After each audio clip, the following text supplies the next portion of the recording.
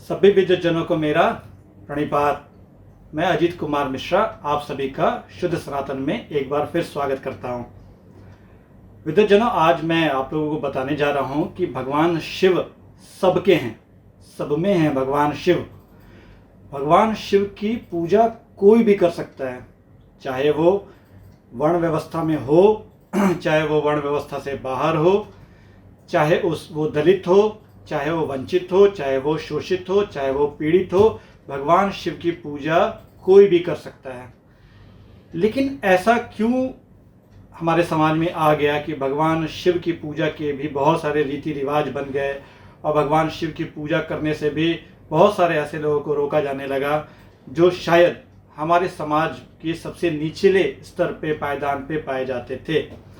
भगवान शिव के मंदिरों में भी उन्हें प्रवेश करने से रोका जाने लगा। क्या ये सच है? क्या ये सही है? तो ऐसा बिल्कुल नहीं है।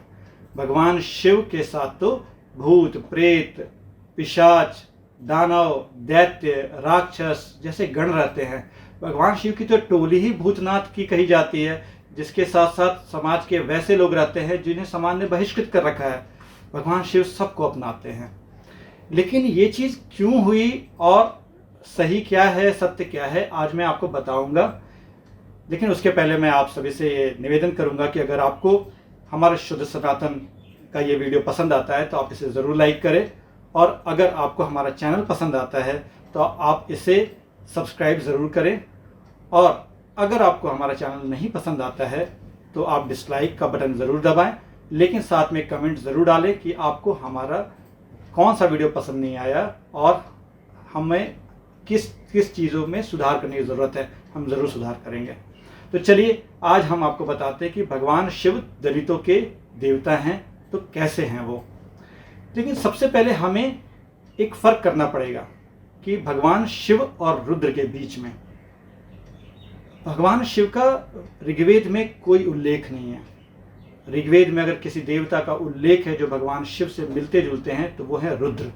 पौराणिक ग्रंथों में, श्रीमद् भागवतम जैसे ग्रंथों में ये जिक्र आता है कि रुद्र ब्रह्मा जी से उत्पन्न हुए हैं। रुद्र मूंजवंत पर्वत पर निवास करते हैं। रुद्र रथ पे चलते हैं। रुद्र जो है वो सोने के आभूषण पहनते हैं। रुद्र के हाथ में एक धनुष है जिसका नाम पिनाक है। वही हम भगवान शिव के बारे में वो जो जानते हैं वो यही जानते हैं कि भगवान शिव जटाजूट धारण करते हैं। वो आभूषण में स्वर्ण नहीं पहनते हैं, बल्कि वो अपने गले में नरमुंडों की माला, सांप, बिच्छू ये सब पहनते हैं। हम ये भी जानते हैं कि भगवान शिव का रंग गोरा है, उन्हें कर्पूर गौरम कहा गया है। वहीं रुद्र का रंग जो है वो पीला है। भगवान शिव कैलाश पे वास करते हैं। जहाँ रुद्र मूंजवंत पे वास करते हैं वहाँ भगवान शिव कैलाश पे वास करते हैं। रुद्र के 11 स्वरूप हैं, उनकी 11 रुद्राणियाँ हैं। भगवान शिव की 2 पत्नियों के बारे में हम जानते हैं, सती माता के बारे में जानते हैं और पार्वती माता के बारे में जानते हैं। जहाँ रुद्र रथ पे चलते हैं, भगवान शिव नंदी बैल की सवारी करते हैं। तो बहुत सारे अंतर हैं। तो भगवान शिव के रूप में ऋग्वेद में उल्लेख नहीं है, तो भगवान शिव का उल्लेख फिर कहाँ आता है और किस रूप में आता है?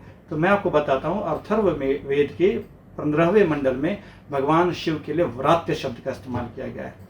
व्रात्य जानते हैं किनको कहते थे? व्रात्य वे लोग थे जो यज्ञ परंपराओं में विश्वास नहीं करते थे, जो इन देवताओं की जिनकी यज्ञों में पूजा की जाती थी उनमें भी विश्वास नहीं करते थे। व्रात्यों के बारे में ऋग्वेद में भी और बाद के वेदों में भी बहुत सारी ऐसी बातें लिखी गई हैं जो अपमानजनक जैसी हैं। उन्हें ये माना गया है कि वो वैदिक व्यवस्था से च्युत हैं, वैदिक व्यवस्था से बाहर हैं, और जहाँ व्रात्य रहते हैं वहाँ बीमारियां तक भेजने की बात कही गई है। अथर्ववेद में एक जिक्र आता है कि एक ऋषि प्रार्थना करते हुए कहते हैं कि मलेरिया या ज्वर तुम वहाँ जाओ जहाँ व्रात्य रहते हैं, तुम अंग देश में जाओ, मगध देश में जाओ जहाँ व्रात्यों का निवास स्थान है। लेकिन शिव को व्रात्य कहा गया है। इसका मतलब है कि शिव के साथ वे लोग थे जो लोग व्रात्य कहे जाते थे, जो लोग समाज से बहिष्कृत थे, जिन्हें समाज में स्थान नहीं मिला था। तो शिव ने सबको अपनाया। हम देखते भी हैं कि भगवान शिव काशी में किसके साथ वास करते हैं? तो भगवान शिव काशी में श्मशान में वास करते हैं, वो भी डोमों के साथ वास करते हैं। भगवान शिव की दक्षिण भारत में एक बड़ी प्रसिद्ध कथा है, एक भील की कथा। वो कथा बड़ी संक्षिप्त है, मैं आपको सुनाऊंगा। वो ये कथा है कि एक जंगल में भगवान शिव का मंदिर था और उसमें भगवान शिव की बड़ी अद्भुत सी मूर्ति रखी हुई थी। एक दिन एक भील एक हिरण का शिकार करके वो जा रहा था अपने घर, तो उसके सामने भगवान शिव का मंदिर नजर आया। उसकी आंखें ठहर गईं भगवान शिव के उस अद्भुत रूप को देख करके। वो अंदर गया, उसे लगा कि मैं भगवान शिव को क्या अर्पण करूं। तो उसने उसके हाथ में सिर्फ हिरण का मांस था, तो वो सोचा सिर्फ हिरण का मांस चढ़ा दूंगा तो ये अनुचित होगा। तो वो फिर वो नदी जाता है, नदी में जा करके उसके दोनों हाथों में हिरण का मांस है। वो अपने मुंह में पानी भरता है और जाता है और भगवान शिव की मूर्ति पे कुल्ला कर देता है और इसके बाद हिरण का मांस चढ़ाता है और फिर चला जाता है। दूसरे दिन एक पास के ही गांव का रहने वाला ब्राह्मण आता है। वो देखता है कि यहाँ हिरण का मांस पड़ा हुआ है। वो उसे पूरा अपवित्र मानने लगता है, इस मंदिर को किसी तरह सफाई करता है, शुद्ध करता है, फिर पूजा करता है, फिर चला जाता है। ये क्रम लगातार चलने लगता है। रोज भील हिरण का मांस चढ़ाता है शिव जी को, मुंह से कुल्ला कर देता है भगवान शिव के ऊपर और वो चला जाता है। ब्राह्मण रोज आता है, रोज शुद्धिकरण करता है और फिर भगवान शिव की पूजा करके चला जाता है। तो कथा आती है कि माता पार्वती पूछती हैं कि अच्छा इन दोनों में कौन भक्त है जो सर्वश्रेष्ठ है। भगवान शिव बोलते हैं परीक्षा ले लेता हूँ मैं। तो भगवान शिव दूसरे दिन परीक्षा लेने के लिए धरती पे आते हैं और छिप करके उस मूर्ति में, अपनी ही उस मूर्ति के दोनों आंखों से रक्त बहाने लगते हैं। भील पहले ब्राह्मण आता है। ब्राह्मण देखता है कि भगवान शिव के दोनों आंखों से खून की धारा बह रही है। वो घबरा जाता है। उसे लगता है कोई इस भूत घुस गया इसमें या कोई कुछ गड़बड़ हो गया है। वो भाग जाता है। भील आता है थोड़ी देर के बाद। वो देखता है भगवान शिव के तो दोनों आंखों से रक्त बह रहा है। वो रोने लगता है। सोचता है कि कैसे भगवान शिव के इन दोनों नेत्रों से रक्त का बहना बंद कराऊं। तो वो जाता है जंगल में, कुछ औषधियाँ लाता है। औषधियाँ ला करके भगवान शिव की आंखों पे लगाता है, लेकिन भगवान शिव के आंखों से वो रक्त गिरता रहता है। तो फिर उसे एक आइडिया आता है कि अगर मैं अपनी आंखों को भगवान शिव की आंखों से जोड़ दूं, अपनी आंखों को भगवान शिव की आंखों पे लगा दूं, तो शायद रक्त बहना बंद हो जाए। तो अपनी वो एक आंख को अपने बाणों से निकालता है और भगवान शिव की एक आंख के साथ वो चिपका देता है। उस आंख से रक्त गिरना बंद हो जाता है। इसके बाद उसे आइडिया मिल चुका होता है। सोचता है कि अब तो दूसरी आंख को भी ठीक किया जा सकता है। तो वो सोचता है कि दूसरी आंख में अपनी आंख को लगाने से पहले तो मुझे ये देखना होगा कि जब मैं अपनी आंख निकालूंगा तो भगवान शिव की आंख के सामने ही जाके लगेगा, क्योंकि मेरे आंखों में तो अंधेरा हो जाएगा, मैं तो नेत्रहीन हो जाऊंगा। तो वो क्या करता है कि अपना एक पैर भगवान शिव की दूसरी आंख पे रख देता है और जैसे ही वो बाण से अपना दूसरा आंख निकालने लगता है कि भगवान शिव प्रकट हो जाते हैं और भगवान शिव उसे बहुत सारा वरदान देते हैं और फिर अंतर्धान हो जाते हैं। इसी से स्पष्ट हो जाता है कि भगवान शिव को किसी भी प्रकार के रीति रिवाज की जरूरत नहीं पड़ती है। भगवान शिव को केवल भक्ति से खुश किया जा सकता है। भगवान शिव भीलों के भी देवता हैं, भगवान शिव डोम के भी देवता है, भगवान शिव राक्षसों के भी देवता हैं। भगवान शिव की बारात जो है वो भूत प्रेत राक्षसों की टोली थी, जिसे देख करके माता पार्वती की माँ बेहोश हो जाती हैं, बोलती ये कैसी टोली आ गई है। तो भगवान शिव चमत्कार के द्वारा उन सबको सुंदर बना देते हैं और फिर वो बारात जाती है और भगवान शिव का विवाह होता है माता पार्वती से।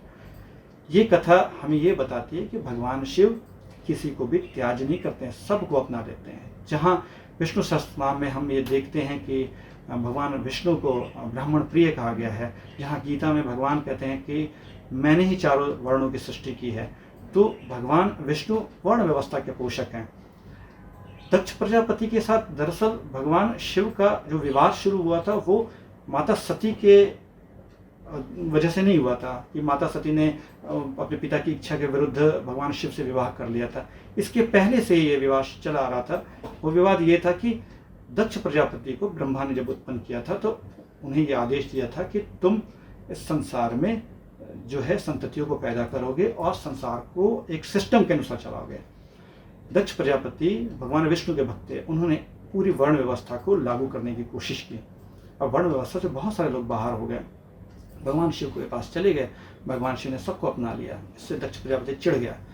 उसने जो भी यज्ञ वो करता उसमें वो भगवान शिव को कभी नहीं निमंत्रित करता था और यज्ञ का कोई भाग नहीं देता था। भगवान शिव को कोई फर्क नहीं पड़ता था क्योंकि भगवान शिव तो यज्ञ से परे हैं।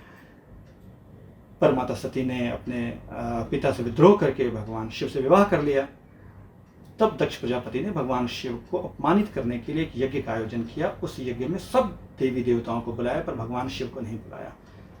माता सती को ये पता चला कि उनके पिता यज्ञ कर रहे हैं, वो जिद करने लगती हैं। भगवान शिव मना करते हैं कि देखो जहाँ तुम्हारे पति का सम्मान नहीं वहाँ नहीं जाना चाहिए, पर फिर भी माता सती चली जाती हैं। वहाँ दक्ष माता सती के सामने ही भगवान शिव का अपमान करते हैं। अपने पति का अपमान वो बर्दाश्त नहीं कर पाती हैं और वो यज्ञ कुंड में योगाग्नि के द्वारा भस्म हो जाती हैं। इसके बाद भगवान शिव अपने गणों को, भूत प्रेत पिशाच वगैरह को भेजते हैं और यज्ञ का ध्वंस करवा देते हैं। यज्ञ के ध्वंस के बाद वीरभद्र दक्ष का सिर काट लेता है और सिर काटने के बाद वो लेकर आ जाता है, मर जाते हैं दक्ष। तब भगवान विष्णु, भगवान ब्रह्मा सभी शिव जी को मनाते हैं और बोलते हैं कि इन्हें क्षमा कर दीजिए। तो ऐसी कथा है कि दक्ष के सिर पे एक बकरे का सर लगा दिया जाता है। वो फिर क्षमा मांगता है और कहता है कि भगवान शिव को कि आगे से जो भी यज्ञ होंगे उसमें आपको भी निमंत्रित किया जाएगा, आपको भी अंश दिया जाएगा।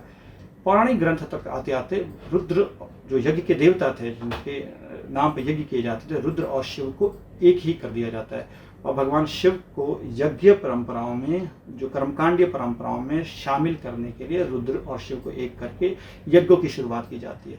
भगवान शिव को यज्ञों से कोई लेना देना नहीं है। हम जितने भी भगवान शिव से जुड़े यज्ञ सुनते हैं वो सभी रुद्र से जुड़े हुए हैं। रुद्राभिषेक उसमें से एक बहुत महान यज्ञ है। भगवान शिव सभी वर्जनाओं से परे हैं। भगवान शिव तो इतने दयालु हैं कि वो राक्षसों को भी अपनाते हैं। इसलिए आपने देखा होगा कि बड़े बड़े राक्षस भगवान शिव की आराधना करते रहे हैं। भगवान शिव तो इतने दयालु हैं कि जब ब्रह्मा ने राक्षसों की सृष्टि की तो उनमें जो हेति नाम का राक्षस था और प्रहेति नाम का राक्षस, तो प्रहेति का जो पोता था सुकेश, उसकी माँ ने उसे जंगल में ही छोड़ दिया था। ऐसे में भगवान शिव ने और माता पार्वती ने उसे पुत्र की तरह पाला और भगवान शिव ने उसे अमरता का वरदान दिया। साथ ही ये भी कहा कि मैं राक्षसों का वध नहीं करूंगा। तो राक्षस जाति का वध भगवान शिव कभी नहीं करते हैं। इसलिए भगवान शिव के बड़े बड़े आराधक जो हुए राक्षस में रावण एक बहुत बड़ा आराधक था जो भगवान शिव की उपासना करता था। तो भगवान शिव को कोई लेना देना नहीं है। भगवान शिव को तो किसी तरीके की रीति रिवाज की भी जरूरत नहीं है। आप जस्ट देखिए, भगवान शिव को केवल आप जल चढ़ा देंगे शिवलिंग पे, भगवान शिव प्रसन्न हो जाएंगे। बिहार के गया जिले में एक मंदिर है, मार्कंडेय महादेव का मंदिर। ऐसा कहा जाता है कि मार्कंडेय जी को मात्र 5 साल का उम्र दिया गया था ब्रह्मा जी के द्वारा, लेकिन उन्होंने शिव की उपासना की और जलाभिषेक के द्वारा जल चढ़ा करके उन्होंने शिव जी को प्रसन्न कर लिया और आज अमर माने जाते हैं। वहाँ ये भी प्रथा है कि अगर आपको कोई मनोकामना पूरी करनी है तो आप बस एक संकल्प लें कि हे भगवान शिव, अगर मेरी ये मनोकामना पूरी हो जाएगी तो मैं आपको 10 कलश जल चढ़ाऊंगा। दूध नहीं, शर्करा नहीं, गन्ने का रस नहीं, वो सभी रुद्राभिषेक में किए जाते हैं जो भगवान रुद्र से संबंधित हैं। भगवान शिव को सिर्फ जल चढ़ाया जाता है, दूध नहीं चढ़ाया जाता है। दूध तो रुद्र और शिव जब एक हो गए तब से चढ़ाने की परंपरा शुरू हुई। तो ये जो कहा जाता है कि भगवान शिव के ऊपर हम, शिवलिंग के ऊपर हम दूध नहीं चढ़ाएंगे तुम्हारी मनोकामना पूरी नहीं होगी, तो ये गलत अवधारणा है। दरअसल भगवान शिव को तो जल ही से आप संतुष्ट कर सकते हैं। भगवान शिव इतने सरल हैं कि वो उन फूल पत्तों को भी अपना लेते हैं जिनको कोई देवता नहीं अपनाते, जिन फूल पत्तों को किसी देवता पर नहीं चढ़ाया जाता है। आपने सुना है कभी धतूरा जो है उसका फल, धतूरे का फल कभी किसी और देवता को चढ़ाया जाता है? भगवान शिव धतूरे के फल को भी स्वीकार करते हैं, धतूरे के फूल को भी स्वीकार करते हैं। भगवान शिव जल से ही संतुष्ट हो जाते हैं। भगवान शिव को आप कुछ भी चढ़ा दीजिए, भगवान शिव को बस भक्ति से याद कर लीजिए, वो प्रसन्न हो जाते हैं। और अगर आप किसी ब्राह्मण को नहीं बुलाना चाहते हैं अपनी पूजा में, कोई फर्क नहीं पड़ता है, भगवान शिव आपकी भक्ति को स्वीकार करेंगे, क्योंकि वो तो कैलाश पे विराजते हैं, वो तो अकेले रहते हैं और उनके साथ भूत प्रेत जादू करने वाले लोग रहते हैं। तो भगवान शिव को क्या मतलब है? वो श्मशान में वास करते हैं, जो सबसे अशुद्ध स्थान माना जाता है। भगवान शिव वहाँ भी वास करते हैं। तो भगवान शिव के लिए अगर आपको पूजा करनी है और आपको ऐसा लगता है कि आप सामाजिक व्यवस्था से बाहर हैं, तो बिल्कुल मत घबराइए। सनातन धर्म में भगवान शिव एक ऐसे ईश्वरीय शक्ति हैं जो सबको अपनाते हैं। तो मेरा यही निवेदन है कि आप सभी भगवान शिव के सावन के महीने में आराधना करें, भक्ति भाव से करें। जल है तो जल चढ़ाएं, धतूरा है तो धतूरा चढ़ाएं, बेलपत्र है तो बेलपत्र चढ़ाएं। बस अपने अंदर में भक्ति भाव रखिए, भगवान शिव आपसे निश्चित तौर पर प्रसन्न होंगे और आपको बहुत सारे वरदान और आशीर्वाद देंगे। आज के लिए सभी को इतना ही। मैं आपके पास फिर हाजिर होऊंगा किसी नए वीडियो के साथ।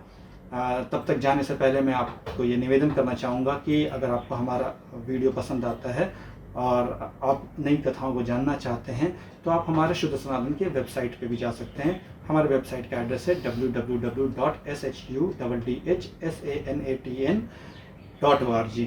इसको शॉर्ट फॉर्म में कह सकते हैं www.shuddhasanatan.org।